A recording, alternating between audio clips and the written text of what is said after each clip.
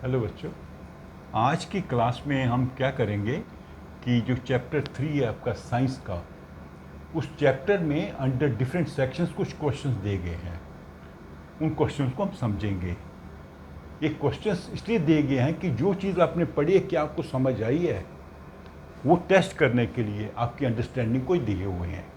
तो आ जाते हैं हम सेक्शन 3.1.2। ये नई बुक में पेज 27 एंड 28 पर है। यहाँ पर हैं 4 क्वेश्चंस हैं। तो हम पहला क्वेश्चंस करते हैं।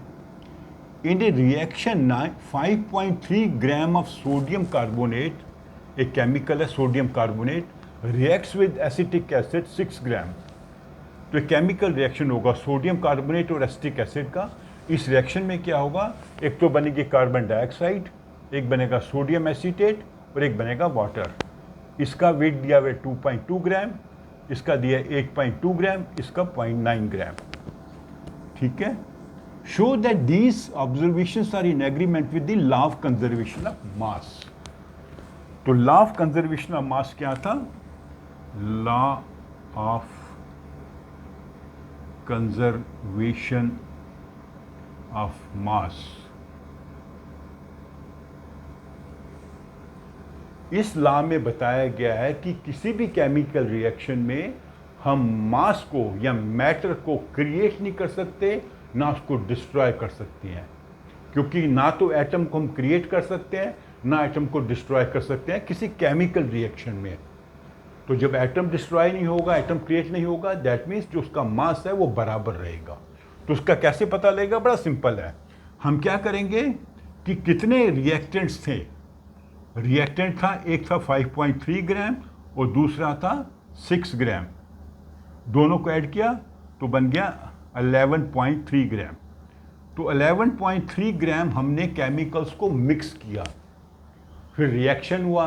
रिएक्शन के बाद हमें क्या मिला? कार्बन डाइऑक्साइड 2.2, 8.2 मिला हमें सोडियम एसीटेट, 0.9 मिला हमें वाटर। इनको ऐड करेंगे 11.3 ग्राम। देखिए दोनों बराबर हैं। जितने केमिकल्स रिएक्टेंट थे उतने केमिकल्स प्रोडक्ट में आए हैं। प्रोडक्ट क्या है? Carbon dioxide, sodium acetate and water. तीनों का वेट है 11.3। जितना मास हमने रिएक्शन में डाला था उतना ही मास बचा है इसके अंत में, जब रिएक्शन कंप्लीट हो गया। ये कैसे प्रूव हुआ कि दोनों का मास बराबर है?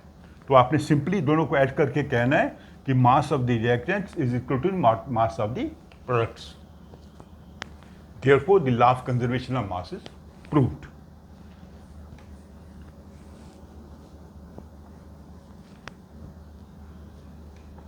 Second question क्या है? Hydrogen and oxygen combine in the ratio of by mass 1:8. Hydrogen oxygen इनका 1:8, मतलब 1 gram hydrogen plus 8 gram oxygen, 9 ग्राम पानी बनेगा, वाटर। बाई मास का है। एटम से नहीं कहा। एटम से करेंगे तो रेशियो डिफरेंट होती है, क्योंकि एटम में रेशियो होती है 2:1। हाइड्रोजन के 2 एटम और ऑक्सीजन का 1 एटम। तो ये आपने ध्यान रखना, इसमें क्वेश्चन में लिखा बाई मास, मतलब वजन कितना है, उसमें मैटर कितना है।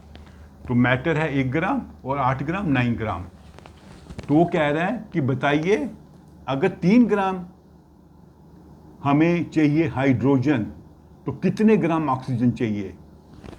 तो 1 ग्राम के लिए है 8 ग्राम ऑक्सीजन, ये हाइड्रोजन है, और 3 ग्राम के लिए कितना होगा? 8 × 3, 24 ग्राम्स।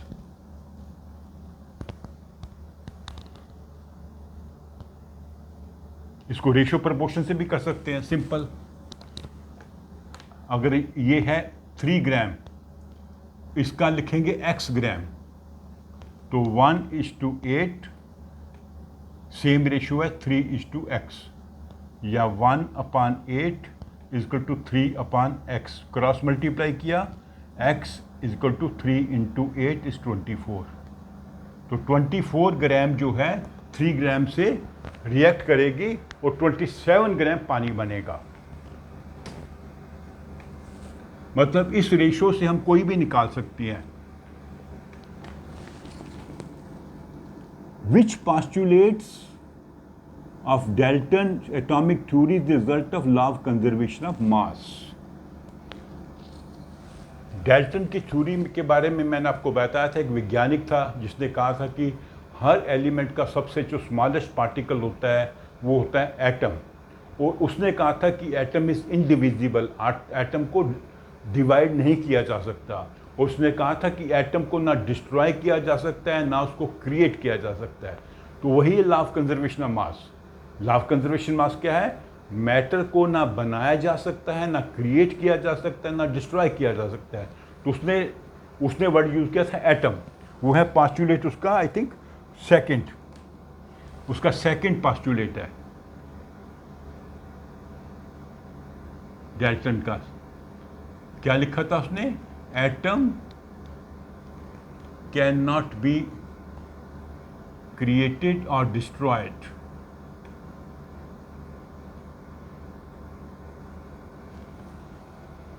ना उसको नष्ट किया जा सकता है, डिस्ट्रॉय किया जा सकता है, ना उसको बनाया जा सकता है। और यही है law of conservation of mass, that mass can not be created और डिस्ट्रॉयड, या matter can not be created और डिस्ट्रॉयड, दोनों चलेगा। तो ये सेकंड पास्टुलेट है इसका, डाल्टन का। ये आपका क्वेश्चन नंबर 3 का आंसर है। क्वेश्चन नंबर 4 भी डाल्टन का ही पास्टुलेट है।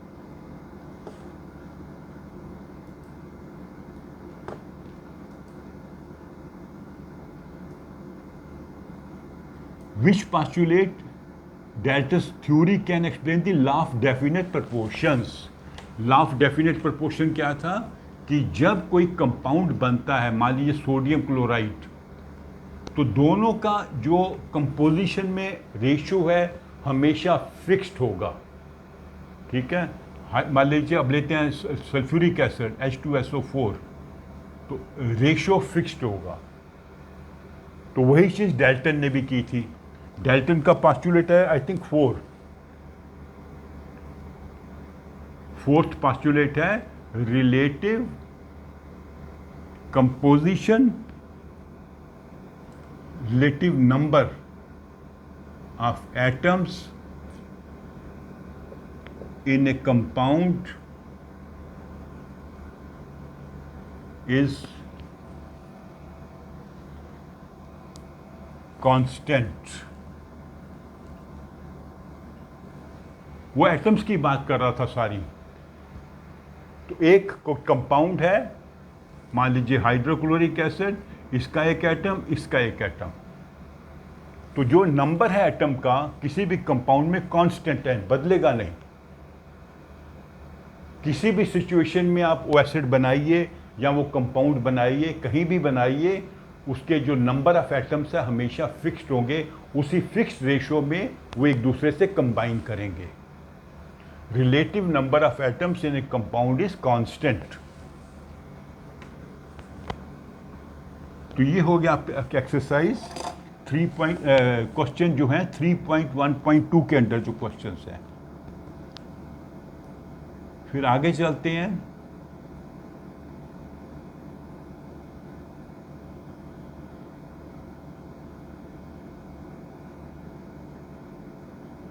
कहीं मिस हो गया क्या?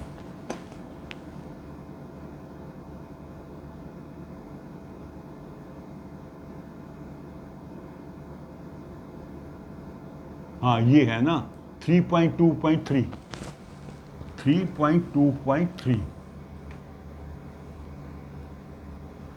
सेक्शन 3.2.3। ये आपका पेज नंबर है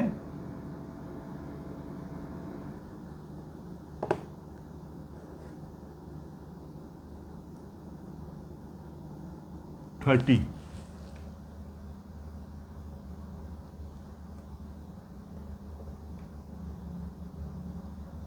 तो इसका क्वेश्चन 1 क्या है? Define atomic mass unit.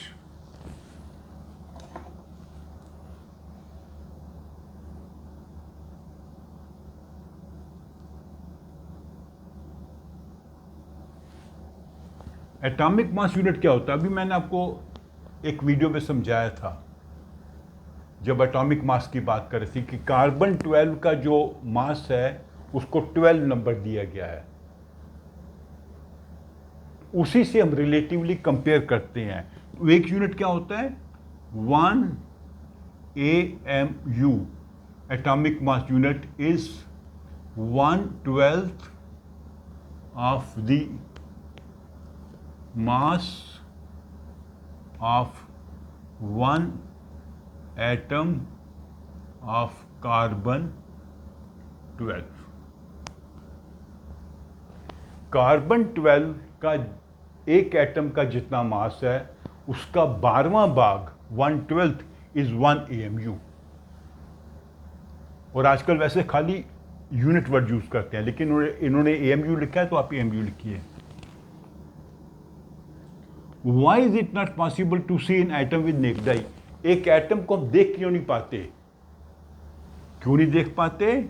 Because it is very small. Because atoms are very, very small.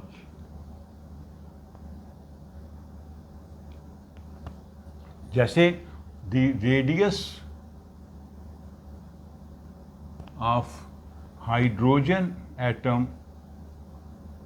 is 10⁻⁻10 metre. इतना छोटा है उसका साइज, 10⁻⁻10 मीटर। इसलिए बड़ी से बड़ी माइक्रोस्कोप के अंदर भी इसको नहीं देखा जा सकता।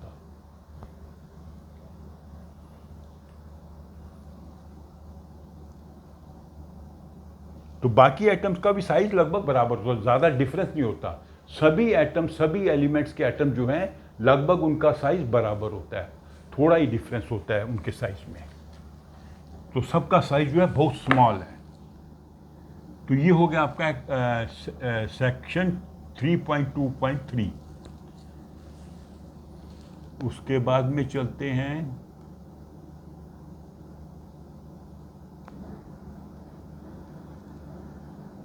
ये आ गया सेक्शन। ऐसा करते हैं, थोड़ी वीडियो लंबी हो रही है, अभी आप 2 सेक्शन के क्वेश्चंस को समझ लीजिए। कोई डाउट है तो मेरे को आप कमेंट बॉक्स में लिख के बताइए। जो बाकी 1-2 सेक्शंस हैं उनके क्वेश्चंस हम अगले वीडियो में कर लेंगे। ओके, तो आप मेरी वीडियो को लाइक करो, अपने फ्रेंड्स के साथ शेयर करो और मेरे चैनल को भी सब्सक्राइब करो। Thank you.